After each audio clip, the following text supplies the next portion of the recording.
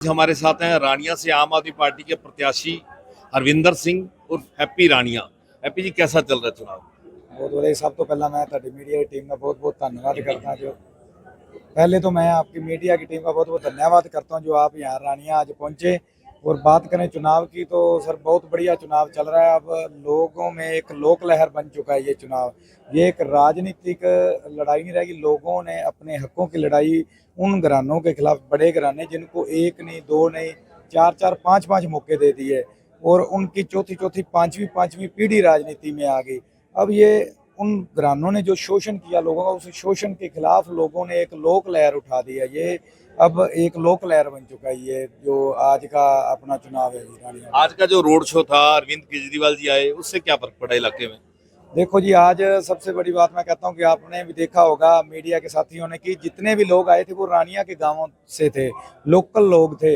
वो अपने उस हरमन प्यारे नेता का वो विजन सुनने आए थे कि जिस तरह से उन्होंने बताया कि दिल्ली के स्कूल ठीक किए, वहाँ के हॉस्पिटल ठीक किए, बच्चों को रोजगार दिया, बिजली फ्री दी, वही विजन उन्होंने पंजाब में दिया। तो वो हरियाणा के लाल अरविंद केजरीवाल अपने हरियाणा के लिए उससे भी बढ़कर कुछ करना चाहते हैं।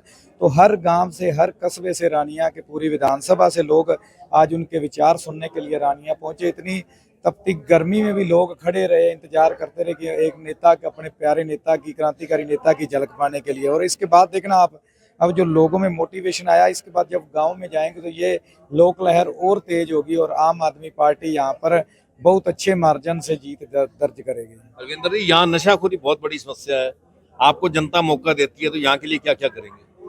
देखिए जी, नशे की समस्या सबसे बड़ी तो यहाँ पे बेरोजगारी है। जो जितने भी हमारे नौजवान युवा पढ़ लिख कर भी बेरोजगार, डिप्रेशन का शिकार हो रहे हैं, बुरी संगत में वो जा रहे हैं। तो सबसे पहले तो हम शिक्षा बढ़िया करेंगे। शिक्षा बढ़िया होगी, उनको नौकरी मिलेगी, लोग रोजगार मिलेगा, धंधा मिलेगा, तो वो बुरी संगत से निकलेंगे।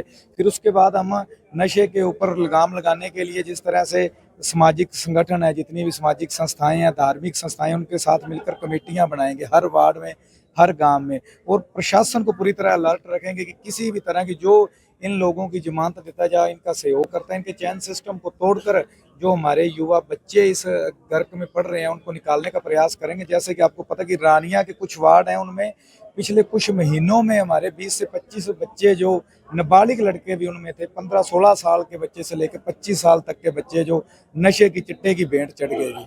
तो इस चीज़ को तो खत्म करना बहुत जरूरी है जी हमारे लिए। तो सबसे पहले हम यही करेंगे, विजन नशे के ऊपर लेकर आएंगे जिस तरह से कमेटी। अगर मैं बात करूँ, O2 वियर है जो बहुत बड़ा टूरिस्ट स्पॉट बन सकता है। देखिए जी, सबसे पहले तो इस हमारी घग्गर नदी को मैं यही कहूँगा कि ये हमारी यहाँ की आर्थिक खुशहाली की जीवन रेखा है ये घग्गर नदी। तो इसको बारहमासी किया जाए, इसको यमुना से लिंक करके इसमें पानी आए और वो पानी हमारे खेतों को, जिस तरह से हमारे अभी कुछ गांव रहते हैं यहाँ पे फ्लडी नहरों की जरूरत है, केर वाला मम्मड़, इन गाँवों को फ्लडी पानी की जरूरत है। जो फ्लडी नहर है यहाँ से निकली भी, वो उसमें पानी नहीं जा रहा है। इस बार जितने दिन भी फ्लड का पानी आया वहां तक पानी नहीं पहुंच पाया। तो उन नहरों की सफाई टाइम टू टाइम होती रहे, जो और फ्लडी नहर है वो भी निकलती रहे। और ये घग्गर वियर है जो ये बारहमासी बने, यहाँ पे झील को डेवलप किया जाए, यहाँ पे टूरिस्ट पैलेस बहुत अच्छे टूरिस्ट के लिए बन सकता है। लेकिन जो हमारी सरकार है वो, उन्होंने जो भी किया आज तक सिर्फ पैसे खाने का एक बहाना बनाया और उसके आगे कुछ भी नहीं किया। रानिया के साथ तो मैं पहले भी कहता हूँ एक सौतेला व्यवहार रखा है। यहाँ से एक अच्छी इनकम का सोर्स भी गवर्नमेंट का बन सकता है, टूरिस्ट बना के, पैलेस बना के इसको।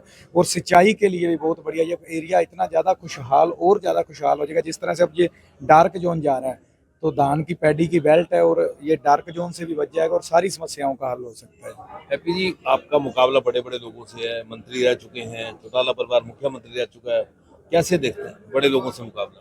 देखो जी, बड़े लोग ही बड़ा बनाते हैं। जब बनाते हैं उनको भी एक दिन लोगों ने बड़ा बनाया।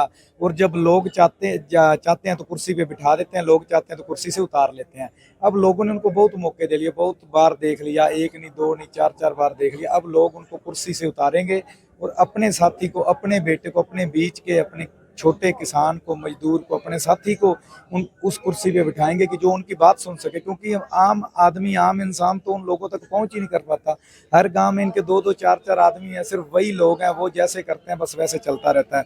लेकिन हम जैसे हैप्पी के पास में पहले क्या तो एक ही घर है, और अपने गांव में, अपने रानिया में ना तो मेरे पास सिरसा कोठी, ना चंडीगढ़, ना दिल्ली, और यहीं रहेंगे। पहले भी लोगों के बीच सेवा करते थे, आगे भी इसी तरह से सेवा करेंगे। और लोग चाहते हैं तो सब कुछ करते हैं। हैप्पी अकेला कुछ नहीं कर सकता, लेकिन लोग जुड़ रहे हैं गाँव गाँव। लोग कह रहे हैं कि ये इलेक्शन आपका नहीं हमारा है और हम लड़ेंगे। हैप्पी जी, इसी बात को लेकर आपने एक नारा दिया था, जनशक्ति वर्सेस धन शक्ति। बिल्कुल जी, देखो जी, जब लोग उठते हैं तो वो जनता इकट्ठी होती है तो धन का कोई, आपने पंजाब में भी देखा होगा कैसे एक मोबाइल ठीक करने वाला, कैसे एक मजदूर का बेटा, कैसे किसान का बेटा जीता। यहाँ पर तो इन बड़े लोगों को नफरत है। जिस तरह से उस दिन हमारे मंत्री जी कह रहे थे कि ये जो भीड़ आई है इनमें देख लो ये चेहरे, ये कोई मनरेगा के मजदूर नहीं है। तो क्या मनरेगा के मजदूर की वोट नहीं है? क्या वो इस देश का नागरिक नहीं है? इनको तो कुछ चेहरे चाहिए साफ सुथरे। इनको आम पब्लिक से तो नफरत है, एलर्जी है इनको। लेकिन ये नहीं पता कि जब जन शक्ति जुड़ती है तो वो बड़ों बड़ों को फर्श पे ले आती है, अर्श से। तो ये थे रानिया से आम आदमी पार्टी के उम्मीदवार हरविंदर सिंह, जिन्होंने अपने विचार रखे। हरियाणा तक के लिए सिरसा से बलजीत सिंह।